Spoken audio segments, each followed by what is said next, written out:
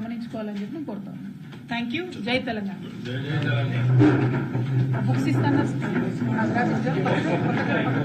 జనగణన చేయడం ద్వారా ఏం సాధిస్తారు, మీ లక్ష్యాలేంటి, ఇవేమి చెప్పకుండా కేవలం కంటి తుడుపు చర్యలాగా, మభ్యపెట్టే చర్యలాగా మేం కులగణన చేయబోతా ఉన్నాము, బీసీలదే కాదు మొత్తం 50 మందిది గణన చేయబోతా ఉన్నాము అని ఒక తలా తోకా లేనటువంటి రెజల్యూషన్ ని నిన్న అసెంబ్లీలో పాస్ చేయడాన్ని భారత్ జాగృతి తరఫున మేము తీవ్రంగా మా యొక్క నిరసన వ్యక్తం చేస్తా ఉన్నాం.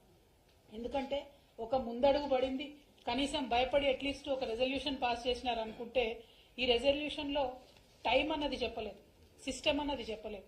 చెప్పకుండా ఎట్లా చేస్తారన్నటువంటిది ప్రభుత్వమే మరి బీసీలకు, తెలంగాణ బీసీలకు జవాబు ఇవ్వాల్సినటువంటి పరిస్థితి.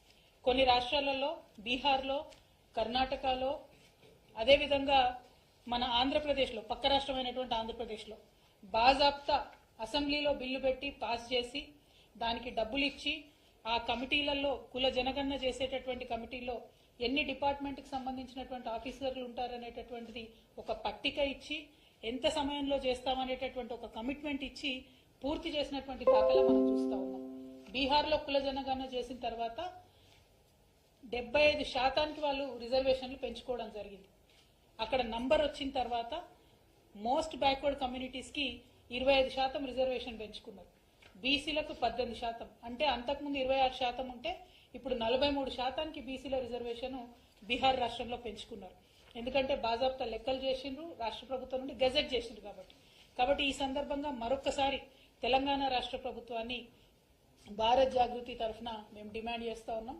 వెంటనే కుల జనగణనకు సంబంధించి చట్టం ప్రవేశపెట్టండి, చట్టబద్ధత ఇవ్వండి, తర్వాతనే ఎన్యూమరేషన్ మీరు స్టార్ట్ చేయండి, సెన్సస్ స్టార్ట్ చేయండి. రెండవది బీసీ సబ్ ప్లాన్కి ఏదైతే మీరు చట్టబద్ధత ఇస్తా అన్నారో దాని మీద కూడా చట్టం చేయండి.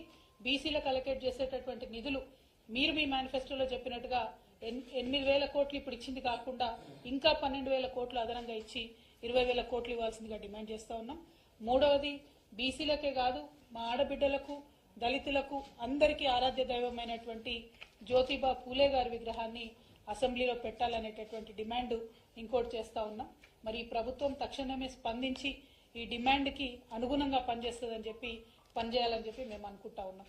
ఇవాళ మీరు కాంగ్రెస్ పార్టీ యొక్క మొత్తం చరిత్ర చూసుకున్నట్టయితే మండల్ కమిషన్ రిపోర్ట్ వచ్చినప్పుడు వారి అధినేత రాజీవ్ గాంధీ గారు పార్లమెంట్ లో నిలబడి బీసీలకు వ్యతిరేకంగా మాట్లాడినటువంటి అంశాన్ని మీరు గమనించవచ్చు.